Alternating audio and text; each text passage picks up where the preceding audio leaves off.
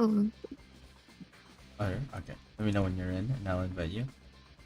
I forgot that this spot is like a common questing ground, and I didn't think people were still trying to get into the CBT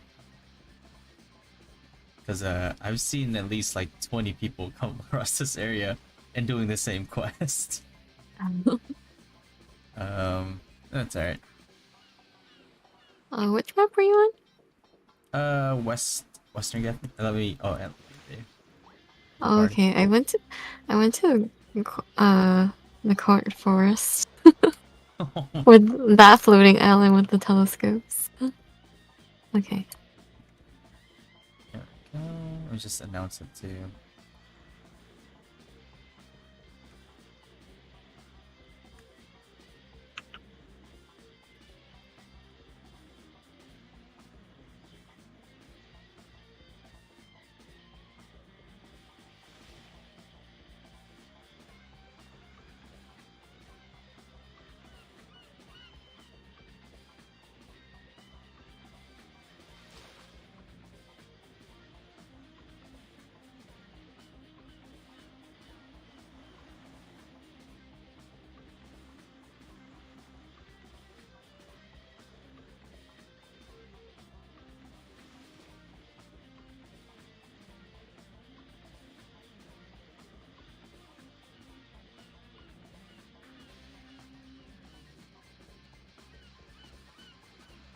I heard you're in love with a player named Lenka. Is this true or is this true for true? Oh my god. So Nika. So defeats going on, guys. Announcing it right now. Welcome to the stream, guys. Episode 2 of Dynasty, the Dynasty podcast with Time. Let me.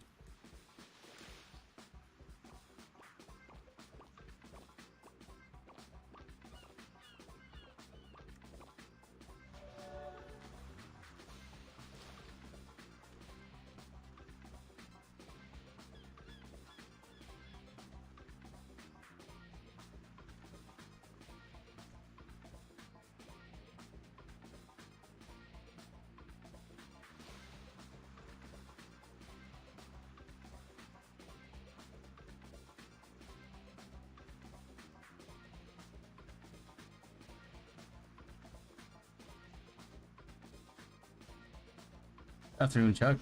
Alright, so. Okay. Okay, I am here. Alright. Let me just set everything up here. I know I got the chat up. And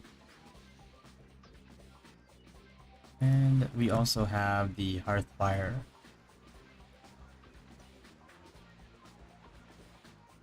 I'll just put it over here probably. A little bit up here so we can discuss the question like one at a time. Is that good? Let me see. It's kind of small. Small it is. Oh god. Yeah, I feel like for a stream, it's super tiny.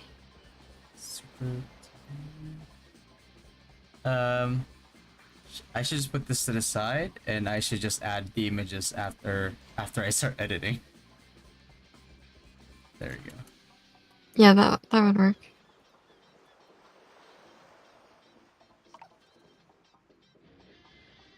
Okay. Let me announce it in the podcast Discord too.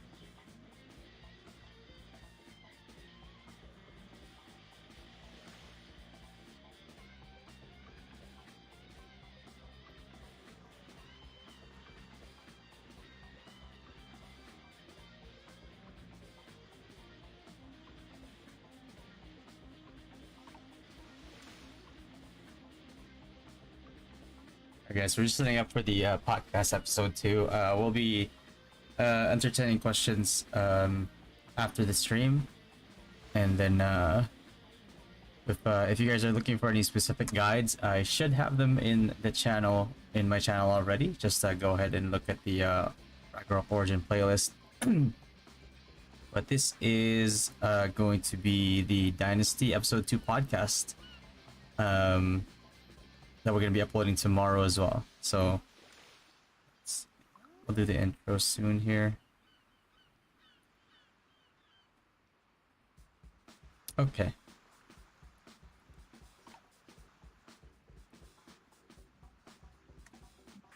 Just writing down the timestamp so I can get it later for the edits.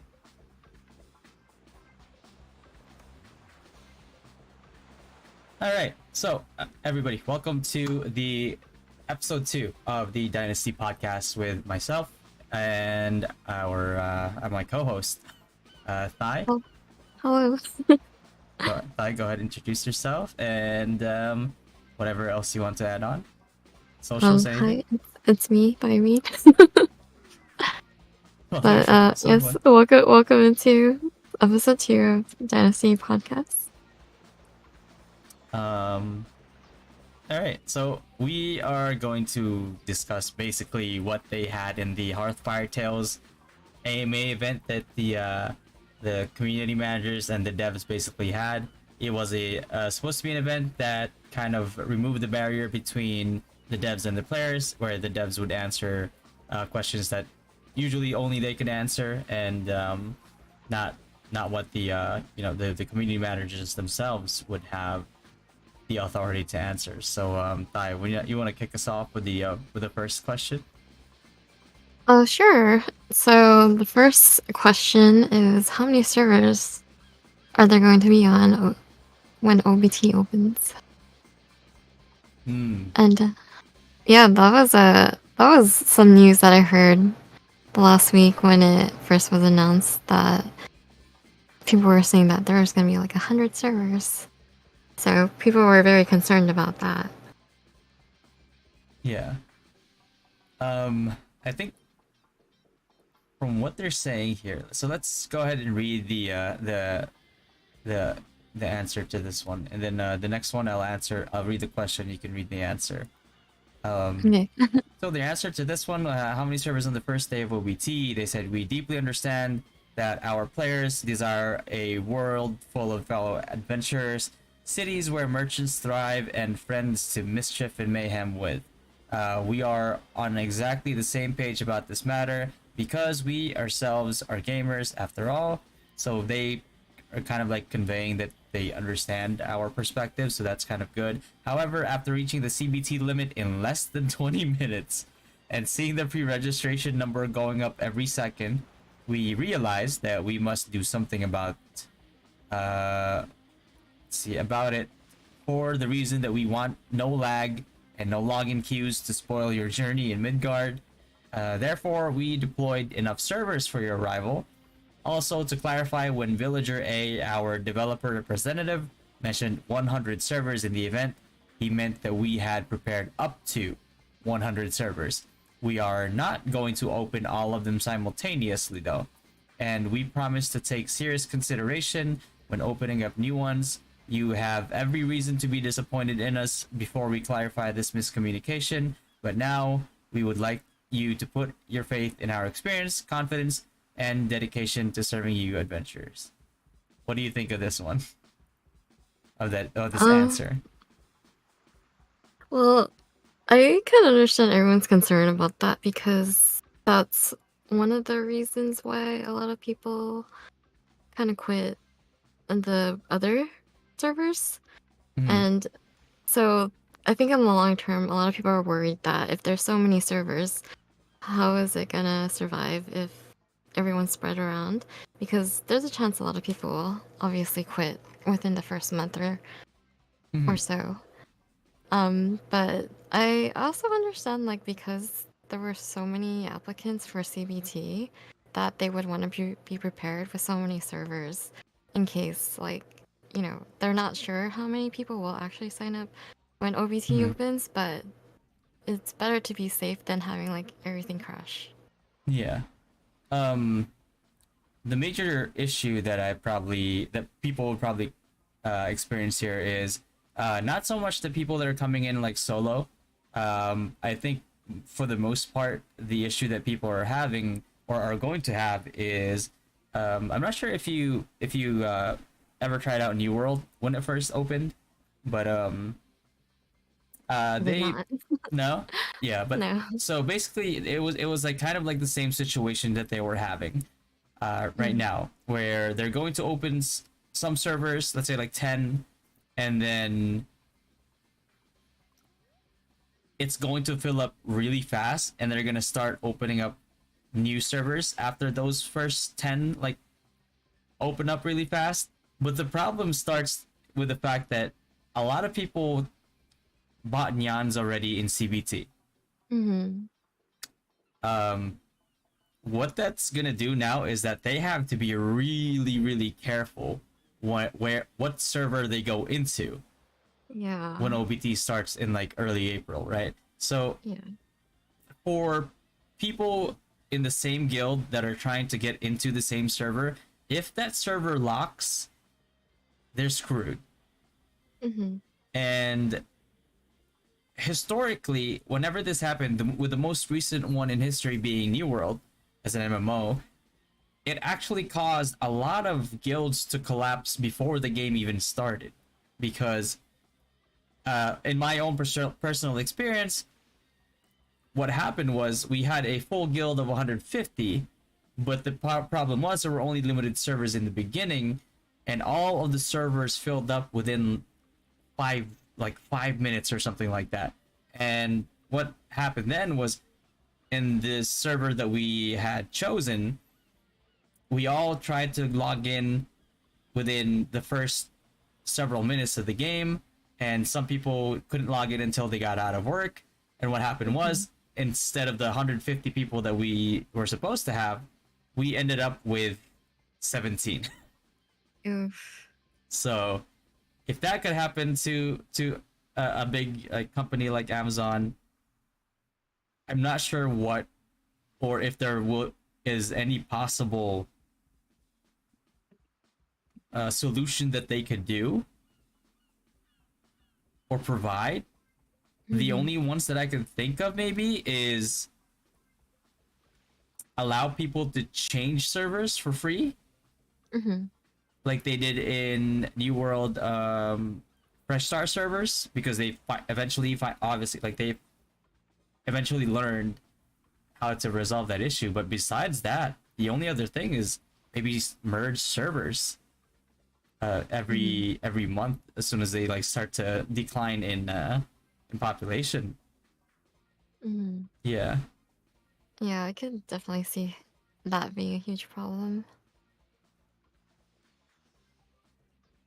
So like in your experience, like what do you think they can do? Honestly, I have no idea. Yeah. Like, I'm sure they're probably thought about that. Hence why all the servers, but also it is kind of tricky because everyone's gonna be so scattered, and there's not like a guarantee that everyone will be on the same server as like other guildies or friends, like they were planning to, because whenever there's always a launch, things tend to not work out smoothly. Yeah. So I'm not too sure. Like we can always just hope that they have something planned, but at this point I'm not sure. Like Yeah. There's just it could be either it could go either way basically. yeah, there's just this inherent issues that you're gonna come across with releasing. I think it would actually be better to just release all 100 servers, and or like instead of 10 at a time, because it would be more cost to them, but at the same time, at the very least, it's more likely for big or more like organized guilds to get in as soon as possible. Hmm. But yeah, there's really not a lot of solution that that I could think of to alleviate that issue. I know before Ragnarok Eternal Love, what they did was they just had mega servers with a lot of channels, which is something Mm, that I'm not sure if it's possible for them to do. But I think if it's possible, that would be the smartest thing that they could provide, yeah, or yeah, or at least be allow people to switch server transfers. yeah. Because yeah, but I agree. Like because you don't want your like your player base to be so spread out too. And then if people can't like be with their friends or guildies, there is a chance a lot of people will just like be very upset at the game devs for even spreading everyone around.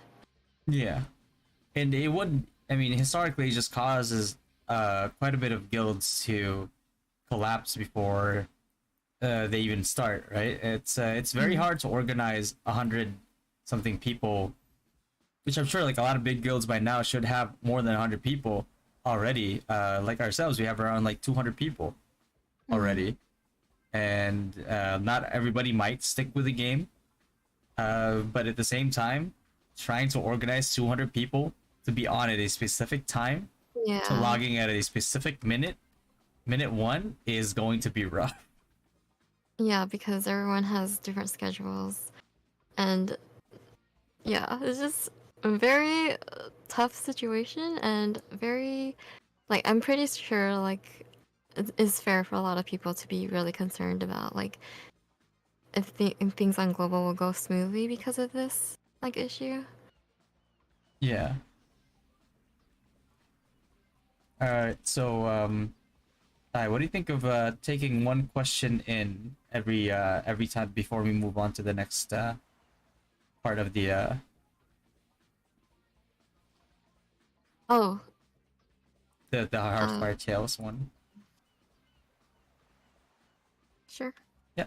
So, um, the most recent one I see here with MMOzard has a question saying, with so many Ragnarok games, what's the lasting period of Rue?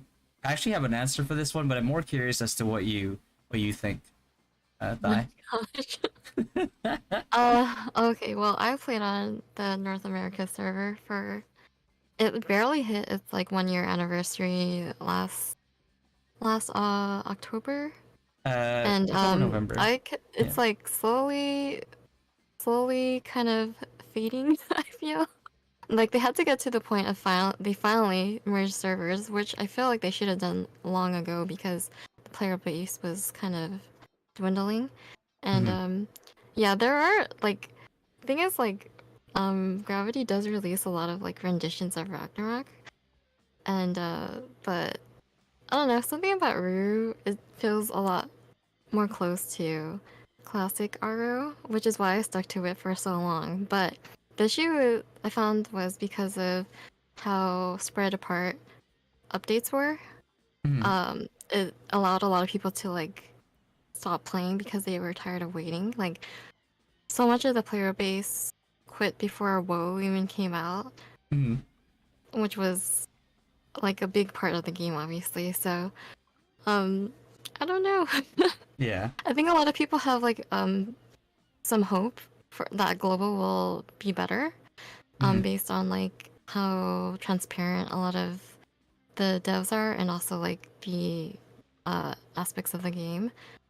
But with I think with any game, they'll always have like their like core fans that will stick to it Mm-hmm. if they enjoy it enough. But I would say I feel like Rue does has lasted a bit longer than some of the other Gravity games that they've just been like throwing out there, because it does have like aspects of it that are like memorable and fun to actually play. Yeah. But I also can't say like how long it'll last because based on North America server and like hearing about Korean server, like player base kind of did like drop a bit over time. Yeah. So my answer to this was is and this is I don't know, I'm not sure if you can call this like a hot take, but uh this is gonna be a very polarizing answer, but I think that it will definitely be the longest lasting one. Couple of things which we'll tackle later on in the podcast as well, is number one, PC client. Mm-hmm. NA is not gonna get the PC client. That already makes global better than NA. Number two, the global audience with the inclusion of Southeast Asia not needing VPNs, with Mm-hmm. everybody not needing any VPNs, is pretty insane. Yeah, that's Anybody, very true. yeah, anybody with any type of familiarity with Southeast Asia and Ragnarok Online knows that RO is huge in Southeast Asia. As somebody who grew up in Southeast Asia, I know I've seen it firsthand, and I see it to this day. Not only that, but the plans that they have in place when it comes to basically what they're saying, international, huge, like big tournaments like they used to have with Ragnarok. Remember when they used to have the Yeah, Ragnarok World Championships, and then they yeah. had there's talks of regionals as well, which we'll discuss later. But there's also talks of regionals that definitely any type of game that has a competitive scene will always have an audience and will always have a certain level of popularity. It's going to be really hard to beat that. And the fact that we experienced that, number one, Global has a PC client, NA doesn't, Korea doesn't. Number two, despite playing from the West, I've experienced zero lag, zero latency issues, is also huge, because that would have been the make. I believe, like, besides the schedule, the latency would have been the make or break for me, but that didn't happen. Have less lag here than I do in NA, so and that I think answer. I believe that would be uh answer that question of the longevity of Rue, global specifically. Mm-hmm. Yeah, but Yeah, those are good points that you brought up. yeah. Because that's a like the global client is one reason why I know a lot of people on NA like were upset about it and are looking forward to playing on global. And then, like you said, that players all around can play global, so it doesn't like make the population smaller. It's rather large instead. Mm-hmm. So more people and more chances of people staying to play. Mm-hmm. That's true. That is true. All right, so we'll proceed to the next question, and then after we finish discussing this next question, before we move on, we'll answer somebody else's question after that. So I'll read the next question, and then you can read the answer. Right. Mm. So let's see. Number two by King Ceylon. Will there be job balancing? Ooh, this one's a hot topic. So the answer that the devs gave was balancing the performance of each class in both PvP and PvE is always one of our primary goals to improve your endgame experience. It is, however, a long-term task that requires our dedication and your support. To achieve that, we will constantly be collecting feedback from you, analyzing player statistics, such as class population, win-loss ratios, match histories, etc., then making adjustments to deem necessary and helpful. We also plan to open a Discord channel specifically for you and us to discuss the in-game classes. Together, we can make Rue a better game. Yeah, so I'll start this one off. I think this is huge.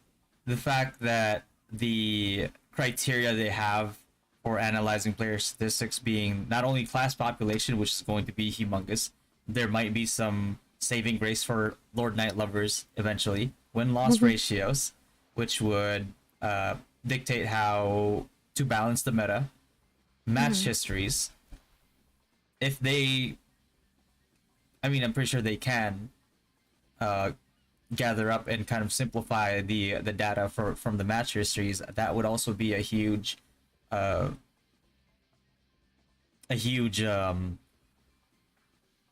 plus to the balancing that they're supposed to be making, because then when you find out each class's win loss ratio with the match histories plus the win-loss ratios with certain compositions, then you can really start to pinpoint which classes to target for buffs or maybe nerfs even.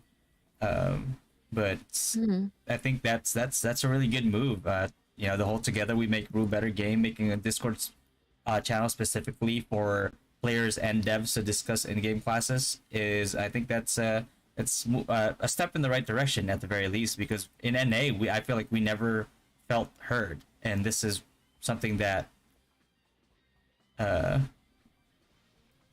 Hmm. that would actually help communication between players and the devs. So looking forward to this Yeah. one.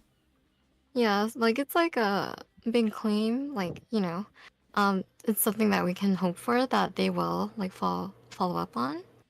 Um, and the thing is, like, hopefully they can like do these things that they're claiming, because yeah, like you said on NA, very rare that we had them listen to changes that we wanted.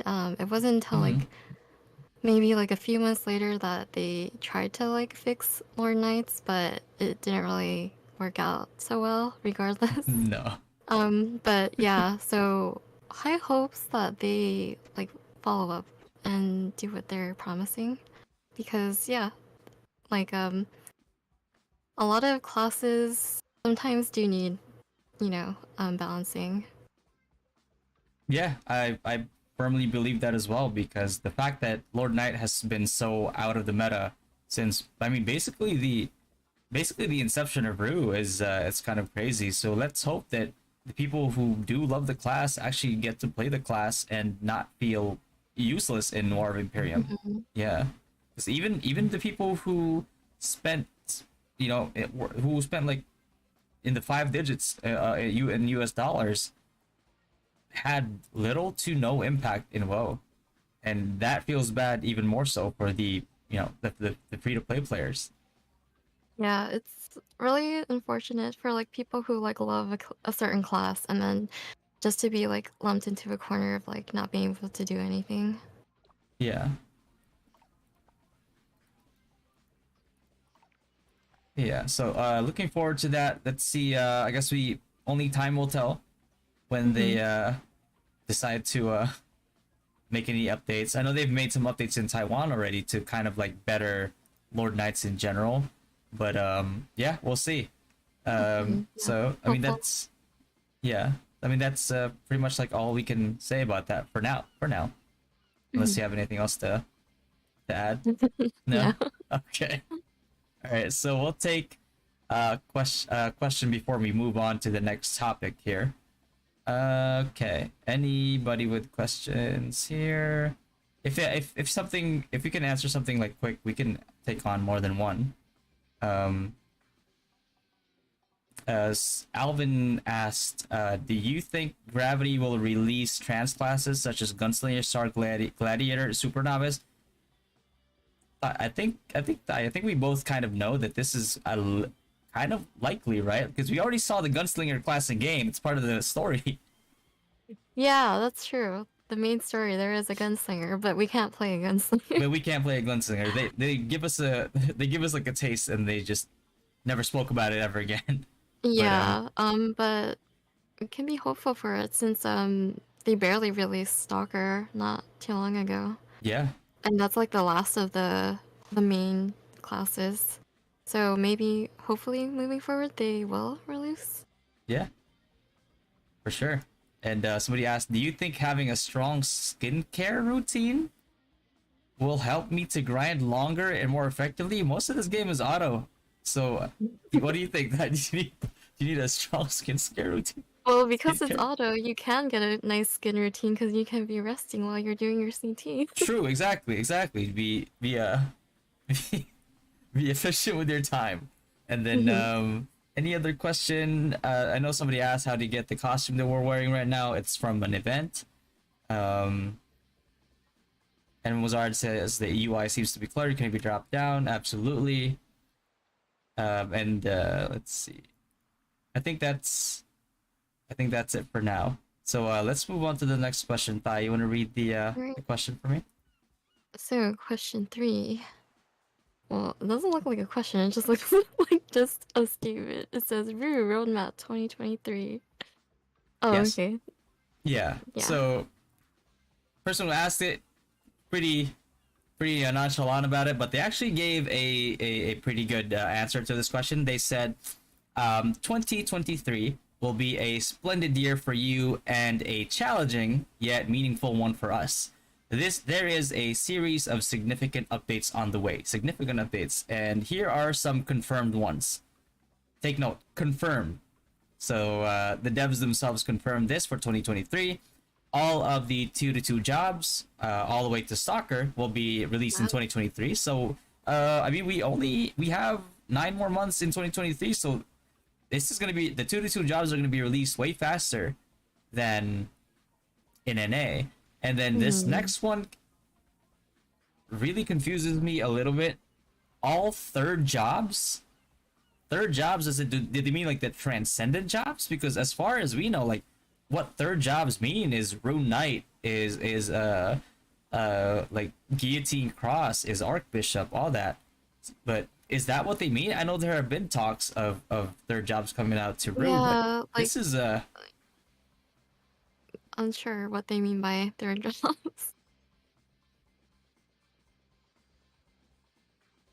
yeah, rangers and all that. So I'm not sure about this one. We might need some further clarification on this one. Yeah, Yeah, but because I don't think not even nope. K-Ru has it yet. Yeah, it's just been in discussion, but we'll see. Mm-hmm. Maybe they haven't been mentioning anything about it because they want to release it all at once instead of like staggering it, which would offset the a huge offset in the balance when it comes to like PvP PvE.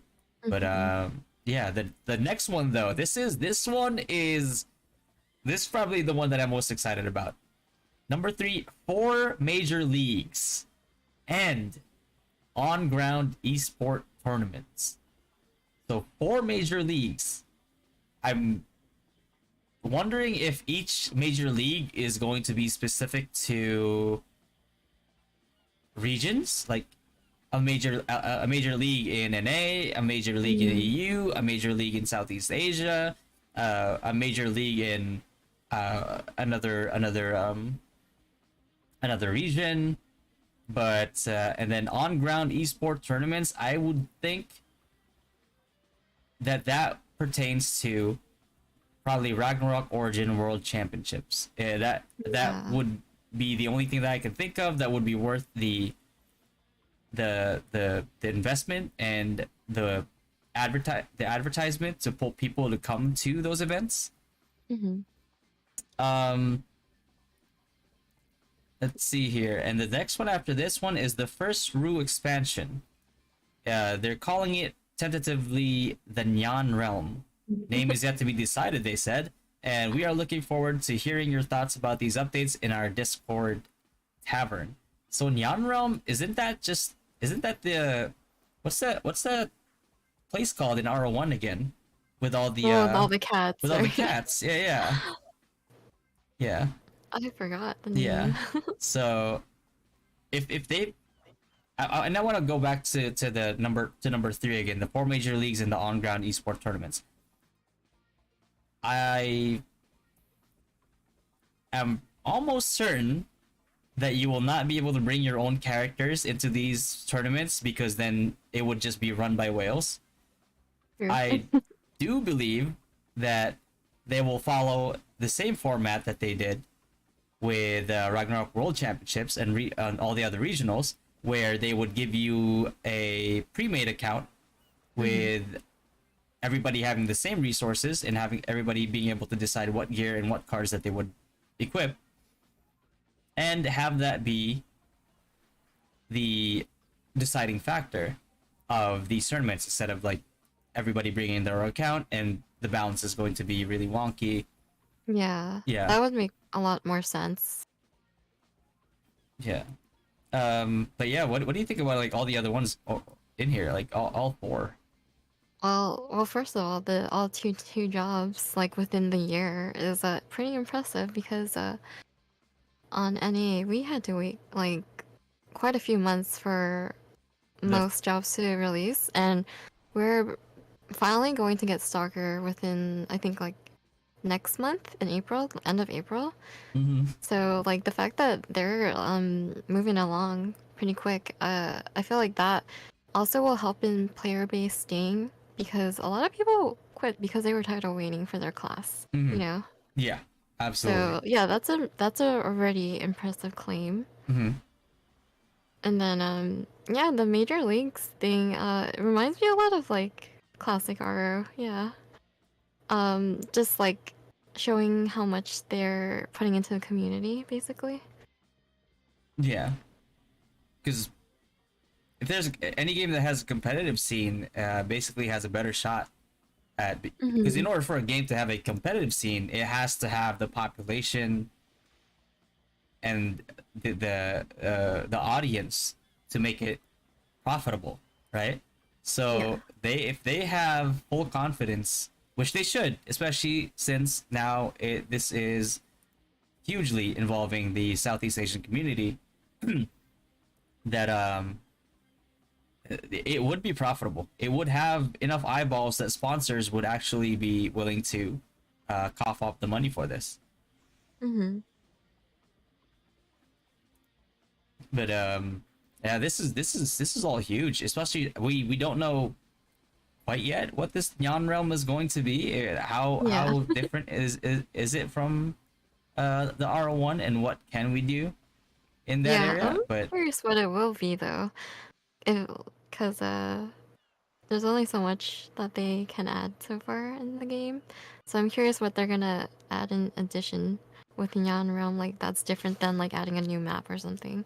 yeah, well, the good thing is that they have all this content that they can build off of already. The world building is pretty much done for them in Mhm. RO1, so it's just implementation now and execution that they have to worry about. So that's something that we can really look forward to when it comes to these expansions. Mhm. Yeah. Mm-hmm. So like with all these roadmap plans, it's like looking hopeful for global, like that they're putting all this thought and hoping to reach these goals with for their community. Yeah, Like exactly. I always have to compare it to NA because it's all I know. It's a lot more that this community seems to be putting or these devs seem to be putting out into the community. Like the fact that they have like the major leagues and all. Like we did get cross server competitions on NA, but nothing like as huge as like an on ground esport tournament. Mm-hmm. Not even close. Not even close. No.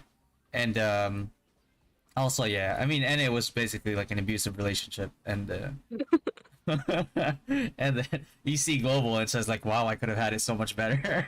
It's basically what Yeah, it was. basically. For now, that's how a For lot of us now, see it. yeah, you know, We can only hope that the devs like continue being like it's transparent as they've good been. to us. Yeah. Yeah, exactly. And but yeah, uh, so that's that so far for that part of the question, right? Like we can move on after Hmm. this one. Yeah, Okay. I think. Yeah. So actually, I'll let you choose the question we answered this time if you want. Oh gosh.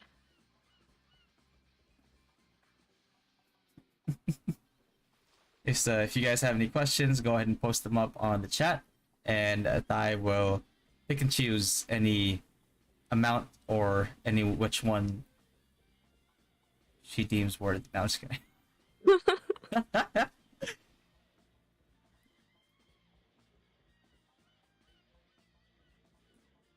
I don't know if have a live update on your YouTube questions. uh, Chuck said, no question, just hello, Thai. And MMOzard asked if the esport does happen, what would be a first, that would be a first at least for a mobile MMOs. Only Black Desert Mobile did something like that before. Okay, so it's not more a question, it's more of a statement. Let me see. Oh yeah, AJ asked, are they planning to add couple systems soon in Rue? I believe in RO1 there is a couple and child system before or after the release of Jotunheim. What? Yeah, up to you if you want to answer that question. Oh, I don't know. I've had that question asked before. Like, I've had people on our NA server be like, Mm-hmm. wonder if we were gonna get like marriage or child adoption, but it has not happened yet. So who knows? Yeah. I mean, they already have the NPCs in Frontera, so very, very possible. Very possible. And also, Tommy said, "Do you think time zone is a problem?" Mm. It could be for some people. Yeah, I agree. Even NA time zones were an issue for NA people. So, I Yeah. think So yeah, like there are people that are on the East Coast, and a lot of the NA events were at night, obviously. But for them, that's like midnight. yeah, So there's a lot of people that were on the East Coast that seem like excited to have like events in the morning like versus me, like having to stay up extra like late. me. Yeah. Remember when I used to stay up till 2 a.m. just to rank Yeah, top to rank one in the Veins event, and then they just never yeah, gave me the rewards? Yeah, I remember. yeah. Yeah. Time zone can be an issue. It depends. Yeah. But yeah, we can move on to the next question here. Let's see. So the question is, well, not more so, not a question, more so like a statement. But question is rebate details question mark. Oh god. Oh, that's a long Oh, one. do I have to read all of this? You don't have to read the rebate rules. I think. Okay, Yeah. so their answer was, your concerns have been noted by us. Adventurers, please accept our belated apology for not clarifying the details of the CBT rebate event. You can skip out the See. rebate rules. Alright. Yeah. Um, so the rebate ratio. Let's see, please hear us out. Why the payment to score ratio isn't 1 to 1. The payment standard of the rebate event was designed based on the exchange rate base between USD and THB, which was and is still around 1 to 35. Exactly the same in-game ratio. We didn't realize that the exchange rate between different currencies would cause you confusion. For that, we sincerely apologize. Okay. And the rebate method, we already discussed that earlier. First character that you create under the same account that you're currently using during CBT will get the Yon berries, which is that's problematic. I would say. Yeah, like especially with like what you brought up is the server, like you have to be really careful where Mm-hmm. you start. Mm-hmm. And then you want to read that last part of the. I think that's yeah, that should be relevant. Yep. Okay, no, please note that the purpose of our CBT is to test the payment system, enhance server stability, and locate various bugs and issues. Players who participate in the CBT have been suffering bugs and unoptimized features, yet they still take their time to help us improve the game. So the rebate is never served as a promotional tactic, but purely as compensation for those who contribute. Okay. Yeah. Testing your payment system. I can kind of understand that. That would be a huge issue if their payment system wasn't functioning correctly, which we found out with any other country besides Southeast Asian countries. We all had issues with payments and especially buying the VIP stuff. You can't really get it unless you go do some like roundabout uh, way of purchasing them. But yeah, good that they're tackling that issue, and good that they know that they have a lot of bugs and unoptimized features that they have to fix. And Mm-hmm. like they said last time, they bug fixes are being done and going smooth. So let's hope for a clean OBT open. Yeah, Mm-hmm. better to catch everything now Mm-hmm. than later. Mm-hmm. Yeah, so that's there's not much to say about that, but just pretty much just like hope that all of that is true. So let's go ahead and pick another question here. The most recent one I see here, given that this is global, as they claimed, what do you think is the future of the other earlier servers, KR, NA, and Taiwan? Um, I think Taiwan will be fine because Taiwan has their own audience, and if they don't want an English version of the game, that's fine. The issue starts with KR and NA, and I do believe that they will slowly but very surely start to die out because of the fact that KR and NA don't even have the proper resources to have their own PC client right now. And I'm not sure if they ever will. What do you think, Ty? Yeah, I agree. Like, because I'm already seeing it on NA. Like, a lot of people are shifting over to global, Mm-hmm. and a lot of their NA characters, they're just kind of just playing more casually for now until the OBT opens. So we actually this week, because it affected me. But so my guild, one of the guilds that was one of the starting guilds. So Panda like officially retired, because a lot of the main group is moving to global. Mm-hmm. So that's a big PvP guild, and it was kind of bittersweet seeing them like officially Yeah. retire. So yeah, like based on that, like there are going to be people who have spent a lot of money on NA that are just gonna stay there because you know they invested a lot, but um they had to merge servers because I feel like a lot of people are moving to global Oh yeah. because they do are like I think some of the reasons is because they are hopeful that like the devs will care a bit more, and other than like wanting more competition. But yeah, so I don't know, NA right now feels kind of weird. Yeah. NA But it and is kind of KR. slowly dying. Like Yeah. a lot of people have refunded and officially said that they would move to global too. So Mm-hmm.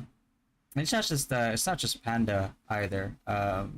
Any I believe any remnant of Dynasty is moving to global as well, and not only that, hmm but the smaller, medium-sized guilds like Akatsuki and I believe Neverland are also moving over to global. Uh, yes, yeah. that we know of. You know, that's pretty much like the ones that we know of so far. Um, And Zen asks, "What's your opinion on the fact that global version mobs have buffed HP and defense? I just saw Mace Kobold, a level 86 mob, have 270k HP, which is quite insane to me." Regarding this one, I feel like that is normal because compared to how NA and KR were before, when they kept the same mob HP prior to all the new updates, we never had the guild skills, we never had the titles, uh we never had the feathers as well and the statues and all that. So there's a lot of sources for damage out right now that NA just never compensated for because NA is NA, and same thing with KR. There's really not a lot of resources allotted to them, so it's safe to say that they just don't have enough resources, and a lot of the resources have been allocated to global because honestly, if I was running a business and I saw the same numbers that they're seeing, I myself would invest all of my resources to global, in all honesty. But yeah, what are your thoughts on that, Thai? The increased HP and defensive mobs compared to the previous versions. Yeah, like Fatty mentioned, so we're starting off with just Route 2.0 as they called it uh on NA because they added feathers and statues, so it shifted how like PvP and PvE worked. Mm-hmm. And so since we're starting from the get-go on global with the Route 2.0, um I feel like it makes sense that mobs have like higher HP because we do get more resources from like things like feathers and statues to help us with our stats. Mm-hmm. Yeah, that is true.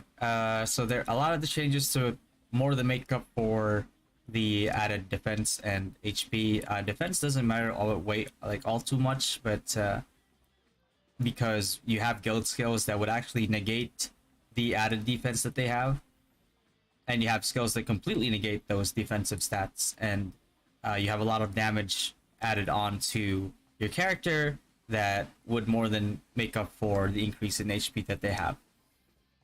And then the last question before we move on is MMOzard. What would be the incentive for a new player to join Rue? I would assume that you're probably asking somebody who's never played the game before, right? So the incentive for new players to play Rue that have never played Rue before is probably if they've thought of playing Ragnarok 1 before, but they were kind of late to the party. So this would be the closest thing and the most populated game of the title. And not only that, I believe the main poll that Rue has is people who are fan of like anime MMORPGs, and basically the things that Rue has always been popular for, which is like the outfits, the headgear, the back gear, and all that. All these other options. This is not even close to what we currently have in NA right now. So there's going to be a lot more of these coming up. But the community aspect of RO has always been its main point. A lot of players, most of the time, they just log in just to hang out with their guild. So that's off the top of my head. That's what I can think of. But I know there's a lot more out there that I might be able to answer. Well, I feel like some people that start Rue, at least like from what I've seen on NA, they were just curious about what it's about. I think especially because Global has all this hype around it right now. Like someone who has never heard of Rue, maybe they might have heard about this global server via a friend. So I think curiosity might be a thing. But yeah, there's a lot of hype behind it right now. A lot. So yeah. All right, so let's move on to the next question, if you don't mind reading it for me, Dai. Okay. Will players in other regions be able to top up freely since this is considered a global server? Oh, okay, so this kind of like we'll skim through this one because this has kind of been answered in the previous questions already. So they said definitely yes. So if you're in NA right now, like we are, and you're having trouble topping up, then you're gonna have those fixes by the time OBT comes out. And the next one after this one is when is the final date for OBT? The answer for that they gave is the exact date is still to be announced, but if everything goes smoothly, the day will come sooner than most of you expect. Most of us expect, huh? So I mean, I think it's pretty common to everybody now that what we expect, or the date that we expect, is the tentative date that's on the App Store, which is April 6th. So we all know that quarter 2 starts in April, and my guess is that the earliest day that they could possibly launch is maybe April 1. Otherwise, it wouldn't make sense for them to release the game like end of March, because I would assume that they would want to maximize their earnings on on quarter 2 by starting on April. Yeah. So I mean that's really all we can say about that question.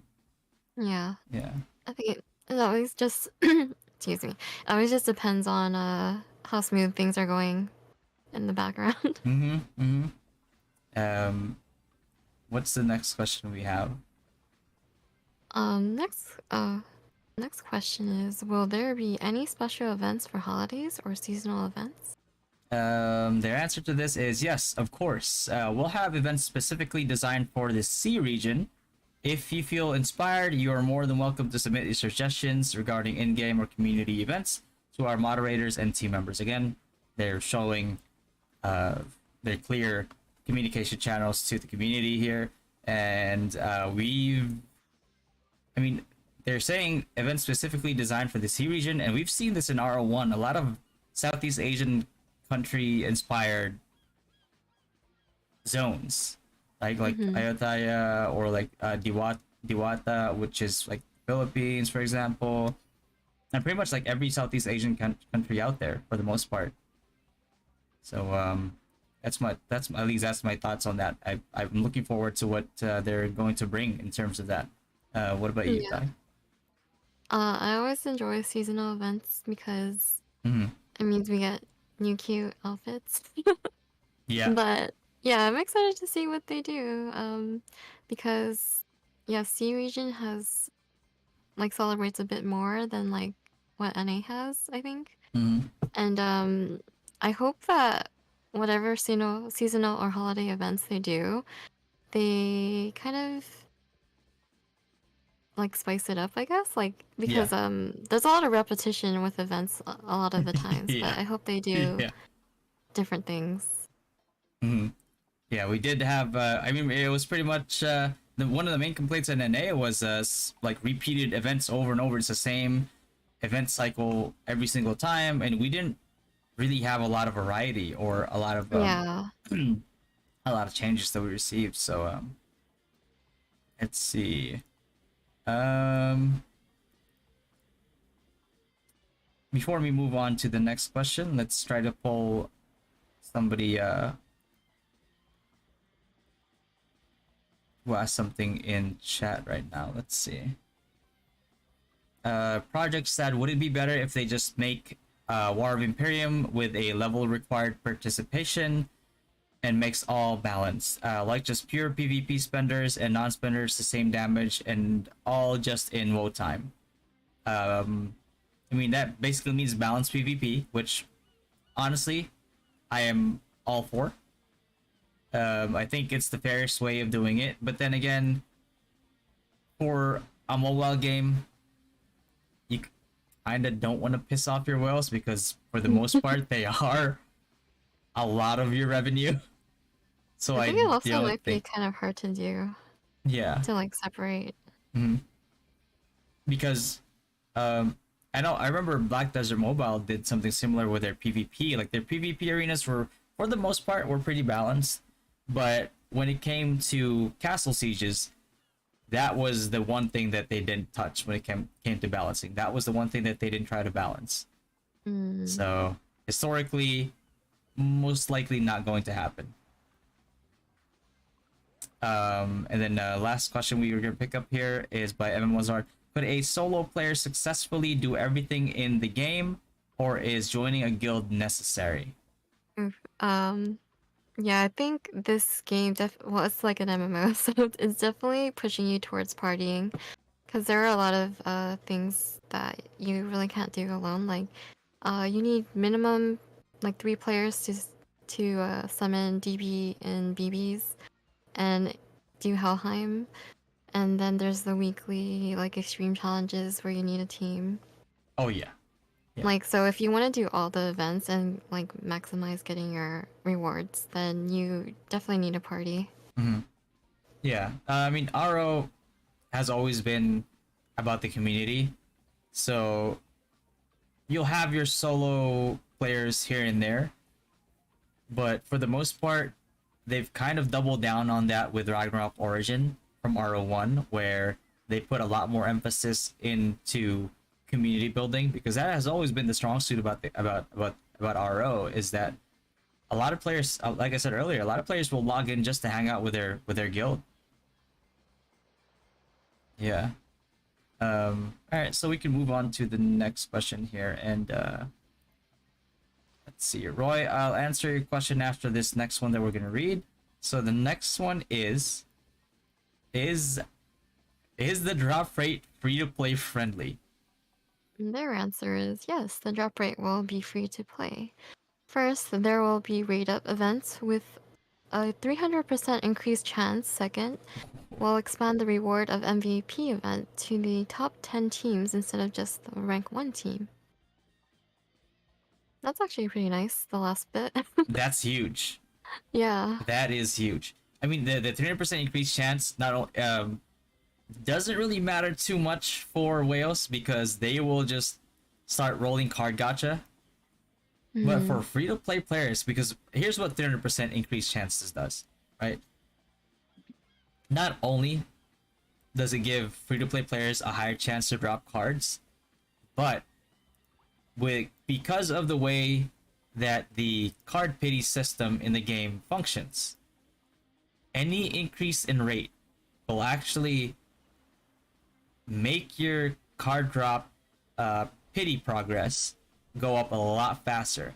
So a 300% increase chance basically means that your card pity drops increases by 300% by default. So that is huge for free to play players. This event, Mm-hmm. this drop rate event is 100% for free to play players. So this one I'm really happy about. Yeah. And the second one will expand the reward of MVP event to the top 10 teams instead of just the rank 1 team. Whereas, okay, so before it would be if you're MVP, you would get the highest chance, you get the best stuff. Now it's going to be expanded to 10, which I think gives free to play players a much bigger chance to get all the good rewards. Because if you remember, Thai, there used to Mm-hmm. be a legend in the Deviling server called I'm Your Savior, who was completely free to play. Oh yeah. And we confirmed this completely free to play, but actually reached the highest MVP goal before any other whale could in the game. And if he can do that as somebody who's completely free to play, I think it's safe to say that getting MVP in Rue is also a skill thing. Yeah. And from rank 1 to top 10 teams means that if you still don't get it, I mean, maybe you just need to get good. is what they're basic Well, is basically what that means. For me, at least. For me, I don't know about you thought. I'm actually uh happy to see them say this for the MVP thing because so when NA shifted to 2.0, they mentioned like how we would have teams like a new team system. Mm-hmm. And I originally thought it would be similar to what they're saying from Global, where it would be like the top few teams getting like a chance of the MVP like reward.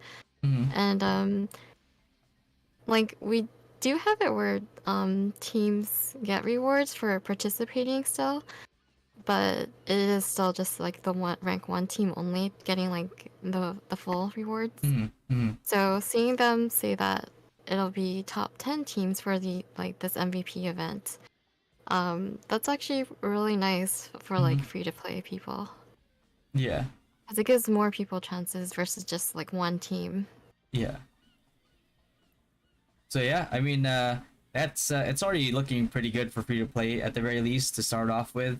Um, but before we move on to the next question, I know Roy earlier asked us if do you prefer just 4 castles in WoW or more? Honestly, with global, open up the pay on castles. I We're know.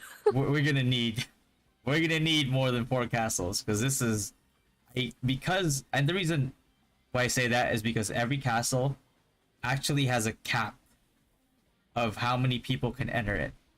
And with the global population, 4 castles are gonna get filled up so fast that it's going to become very problematic because you're just gonna have people who just can't participate. Maybe half your guild can't even get into the castle. Like who knows, you know? It's like let's say you take the castle, but only half, or maybe like 1/10 of your guild got in, and you managed to take it. Now you only have to defend. You have to defend with 1/10 of your guild versus the remaining cap of guilds that got into that castle. So it's gonna be rough. So I definitely think that they should finally release and open up the pay on castles. Yeah. I definitely would like to see them because I've never seen them at all in on NA. Yeah. Um. So let's see here. You can go ahead and pick the next question, Thai, before we move on. Oh, I think you should because Your question chat doesn't update quick enough for me. Okay, okay. So Don just asked him. I was wondering what's the minimum specs required on PC. I actually don't know, but I think they have it on their website, Don. But from vaguely how I remember it, not very high. Um, let's see. And then Lugnika says, does 1K points in Yan Jar doubled also in OBT, or only for those who gets to 5K and above? It's if your Nyan Jar from 0 to 5K basically gets doubled. But it's after you spend 5K, so it's like 5,001 and higher, it's only going to be 1.5x, not double. So hopefully that answers that. Let's see. What's the next question here? You can go. You want to read that one, Ty? The next one? Yeah, sure. VX20 asks, why do we need to play Rue? What makes it different than with the other oh gosh, let me rewrite this question.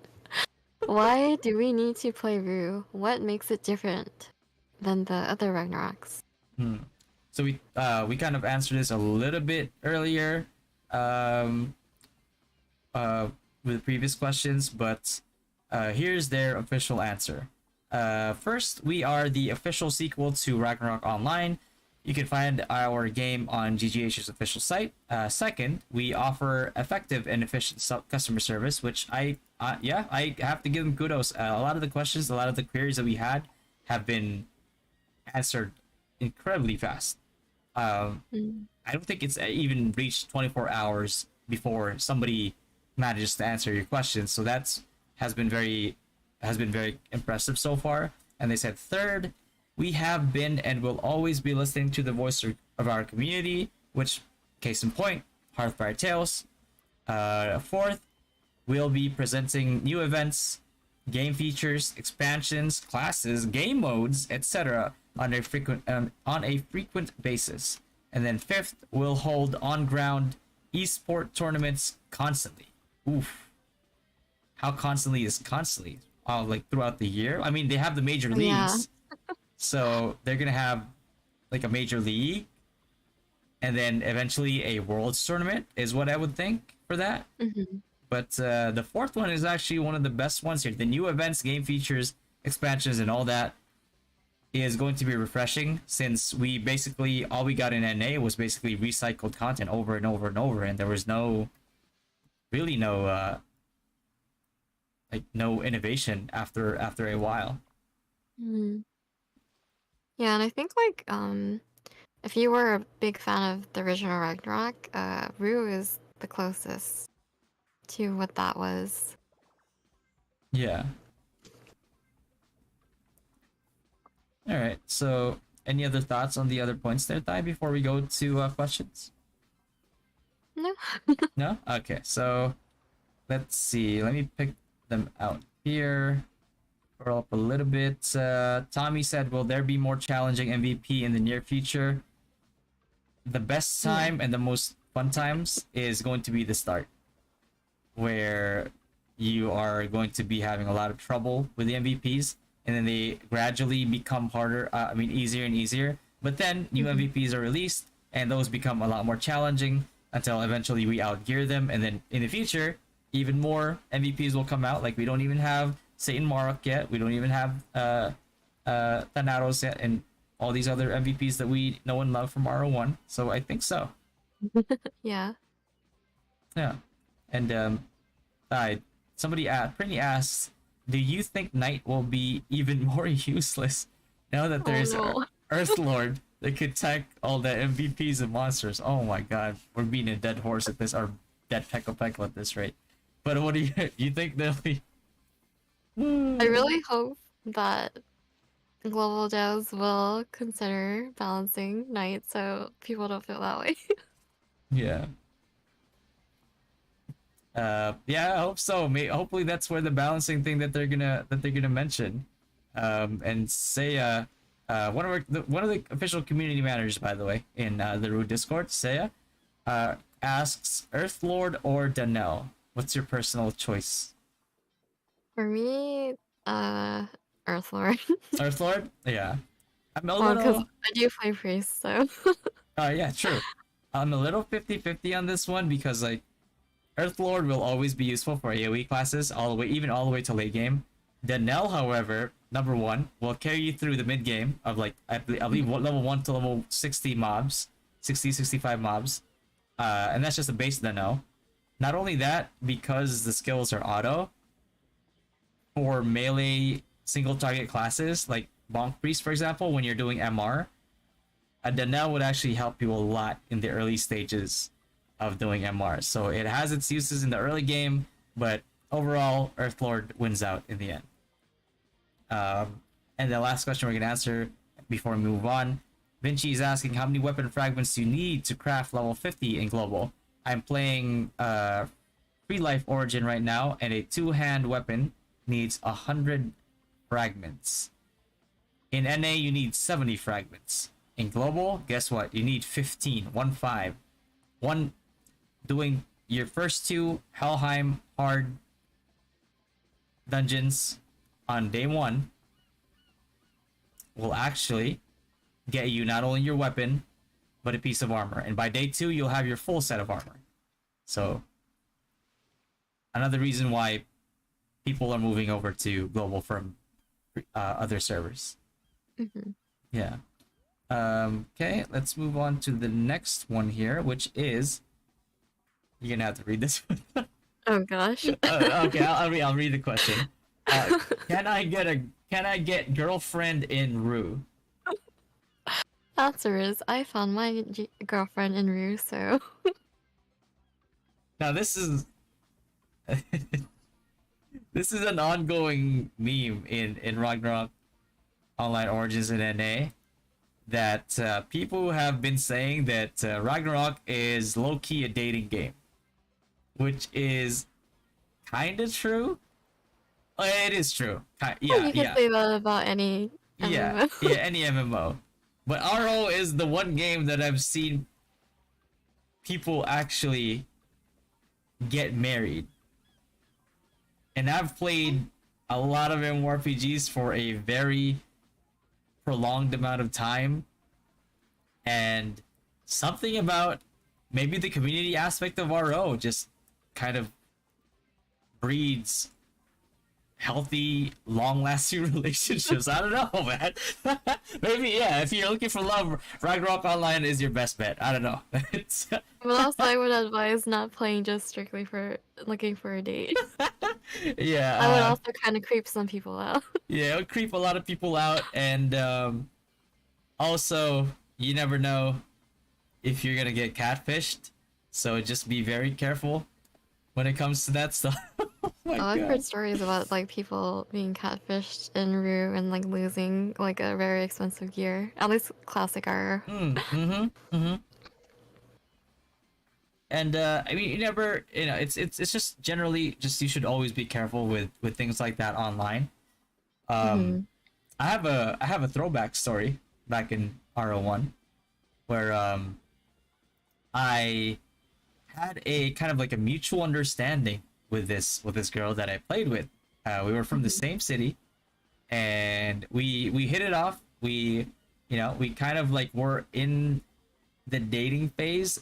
We were almost going to be officially together, and then I received a message from another person that turned out to be her current boyfriend. Oh, And no. it turns out that they were having a very rough patch in their relationship. But he said, and I'm going to try to like paraphrase here, but he basically said that, hey, I know that you and her name was Angel are hitting off together, but and I'm sure you're a good person and you probably just never didn't know this, but I'm actually her boyfriend, and we are having a huge argument right now, and there is a chance that we're gonna be breaking up, but I would like to at least have a fighting chance. And I in my head at the time, I was just thinking, well, I wouldn't want this to happen to me, so let me just Mhm. like avoid that karma, and I just told him, I told him like, all right, I'm going to back off. You guys try to fix it if you can. And then I thought in my head, I mean, I didn't think about it at the time because I was so like at the time infatuated with this girl, because not, you know, at the time I was like, oh, she's really cute and she plays Ragnarok online. Oh, this is the perfect fantasy. But it also kind of told me and taught me like an early life lesson as a young kid that you can't really trust everybody in online games, even if you guys are from the same city, even if you've already met them in real life, Mhm. because you never know if somebody could or would eventually do the same thing to you.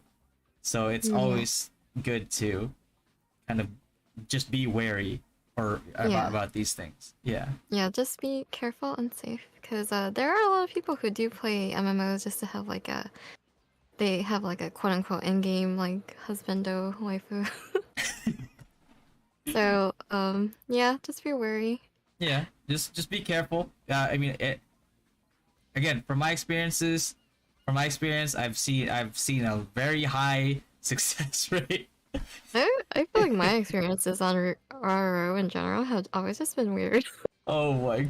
I mean, yeah, Um it's. Oh god. Go yeah, that's ahead. Go why I ahead. say just don't be creepy. Like don't just play the game. Don't think of it as like a dating game. Just play it naturally. Cause yeah, I've had like guys who just like throw themselves at me even though I'm not like leading them on or anything. And Yeah, then they just. they'll kind of stalk you and then like try to like push you into being in a relationship when you like stated no. I'm not interested. Yeah. I'm just here to play a game. Yeah, the thing about it is the healthiest way that you could go about it is go into the game to play the game to enjoy the game, and if you happen to be a part of a community, and you happen to enjoy the game with somebody who happens to be in the same schedule as you guys do everything together, maybe eventually that might blossom into something else, but it is always just healthy to have zero expectation, and if Mhm. it happens organically, then it happens organically. If it Yeah. doesn't, don't try to force it, because number one, you're gonna make it really hard for the other person, and number two, you're probably gonna ruin a friendship that otherwise would have been a really good friendship, born from the same interest and born from Mhm. having the same game, and you know, a friend that you could probably play other MMORPGs with in the future. So just, you know, Yeah. try not to ruin that for yourself. And also you could ruin like the game in general for someone. Yeah, yeah, exactly. So just, you know, just keep that in mind always. I know that sometimes it's really, a lot of people get really infatuated because like, hey, so and so is really cute in real life, and she or he also has the same interests as me. Try to make it like, try to really try your best to just hold it in a little bit, and you know, because like relationships like that don't really blossom unless it's something that's organic. Mhm. Yeah. Yep. But yeah, that's basically it. I mean, hopefully that answers the whole thing about like finding your wife and Yeah. uh Just low expectations. let's see. Let's tackle some questions before we move on over here. Let's see. Somebody asked, Rue is better than Tinder. I mean, Rue probably has a better organic relationship build up than Tinder. Yeah, I think just based on like you guys having a similar interest, Yeah, but exactly. also don't rely heavily on it. But yeah, again, go into the expectation that you're playing a game to have fun, and you're gonna be playing it with people who play the game to have fun. And you know, if something organically happens. Something organically happens. Try not to force it because not only in game but also in real life, that's usually how you mess it up for yourself. So there you go. Uh, let's see. Sato said, so he logged into RO to Pika Hugh. Oh no, no. At the time, I was in a competitive team, so I was. Let's see. Any other questions you can answer before we move on? We'll take one more. Um. Let's see. Mozart says, "How deep is the mechanism of Rue? Will the gameplay loop be rinse and repeat?" Um, to some degree, yes. I mean, any MMORPG you play, you're always gonna have your like your dailies, stuff that you do every day, and then all the other stuff is optional if you want to do that. Regardless, if you like, if you want to keep joining PvP rooms, if you want to keep just mingling with your community, that's always an option. But what do you think about that question, Thai? How deep is the mechanism of Rue, and will the gameplay loop be rinse and repeat? Um, yeah, it's like any other game nowadays where it has a set of dailies. So there is some repetition of what you have to do in game.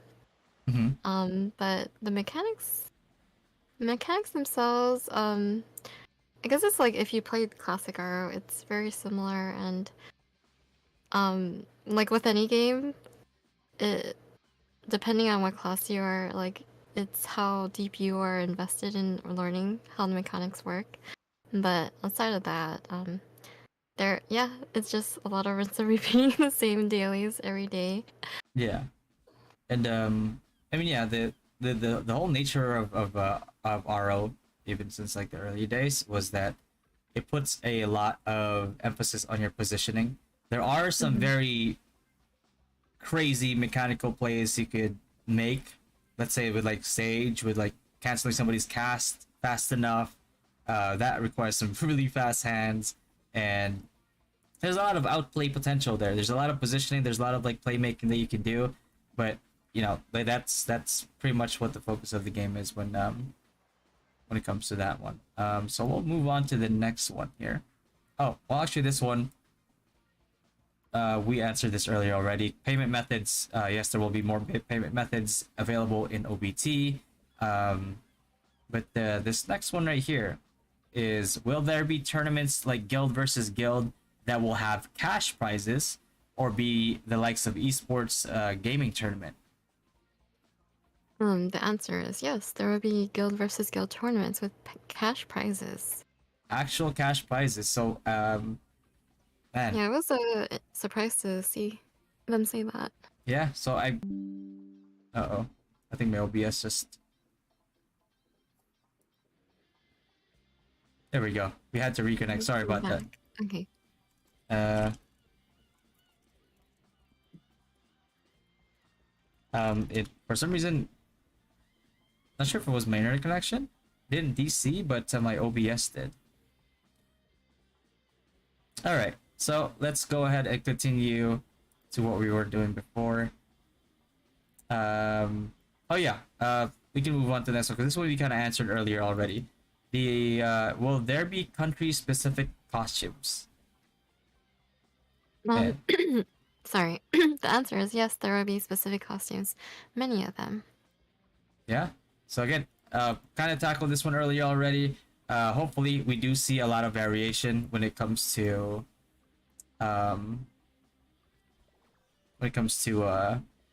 representation of Southeast Asian countries in RO, which it always really has been really good at. So we'll see what they have in store for sure. Hmm. All right, and let's take in one more question before we move on. Okay, so Spanky said, "Do you think 30 minutes daily Freya is enough, like 180 minutes in previous server daily?" Um, I think it's enough, 30 minutes, because in Roop 1.0, even though we had more Freya or Monster Annihilation, which is called now, it wasn't 6x like it is right now. So it ends up being better because it's a higher rate and also it takes a lot less time than it did before, which honestly is very respectful of people's times. I know it's mostly auto, but you know, taking less total time to do all your dailies is pretty huge in my opinion. Let's see here. What's the next question, Ty? Next question is to the devs. Are you guys going to have catch-up mechanics for people who will play the game 2 to 3 months late? And also for people that will come back after they take a break for a long time? Okay, and their answer to this what is yes, there is an EXP boost feature that helps new and returning players to catch up to their levels. It increases players' XP gain by a huge percent as long as their level is lower than the server level. This is something that has always been inherent with Ru, where the higher the server level, the more EXP people will get, the lower level they are compared to the current server level. But not only that, this has always been a huge issue with NA and KR, right? Where the fragments that you need to craft your gear in global within a day, you can get your weapon and you can also get a piece of armor, and by day 2 you'll have a full set of armor and your weapon. In NA, it takes you you need 70 of these level 50 blueprints. So right now, if you're a newbie in NA, people are giving you advice like, yeah, just wait till level 90 to get your level 90 gear, save up your fragments. But then what does that do to the new player experience? They have to wear level 50 gear until they get to level 90, or level 70 gear until they get to level 90, when level 80 and level 90 respectively are both huge power spikes for every class. So that has something that to this day still boggles my mind why NA has not made that change, and it just kind of tells me that like there's just no effort towards player retention, and when it comes to new players in those versions of the game, which is probably a huge part as to why it's dying. It just cannot retain new players. The further along the game goes, the harder it is for new players to catch up in terms of gear. And you know, at the same time, it's like players don't want to wait 2 months just to get gear that's 20 levels, 30 levels lower than the current player base. Yeah. Yeah. I think it's hard for them to definitely catch up with the gear at least. Yeah. So we'll take another question again before we move on. What is the map dynamics in Ru Global, scaling and overall design?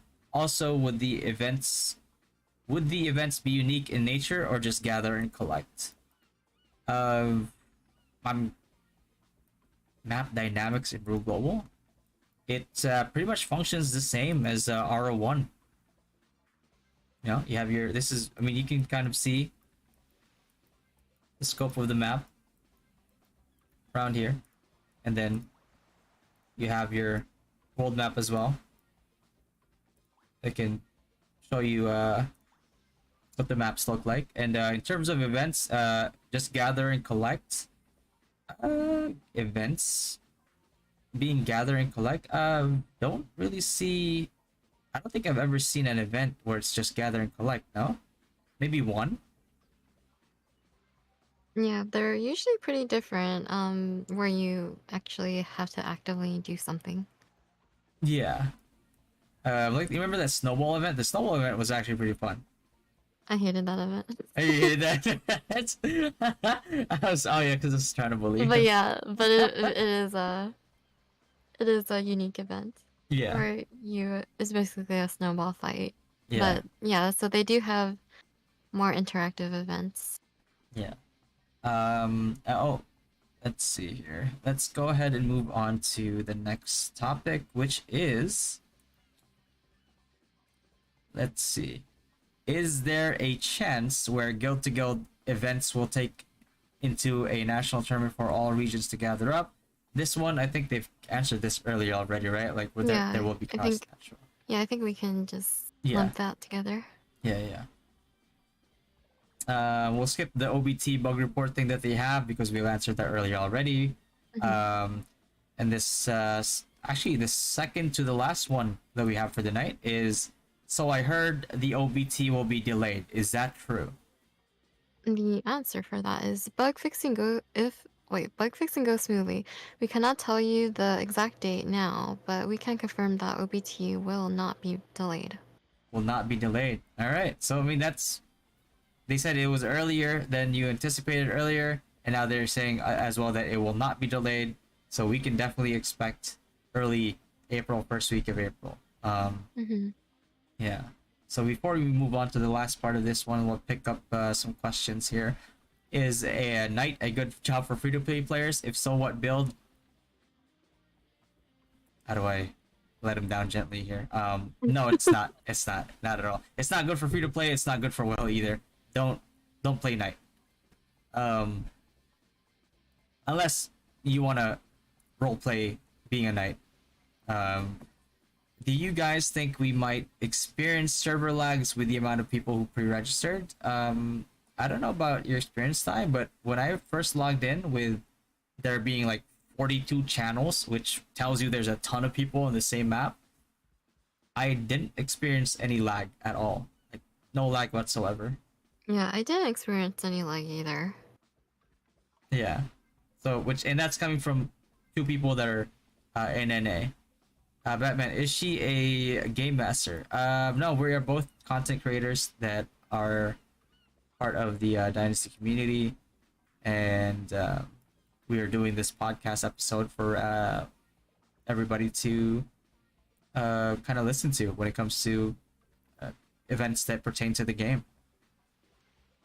Let's see, going back to the knights with the current meta though, will they still be useless given that only 2 to 1 are still available?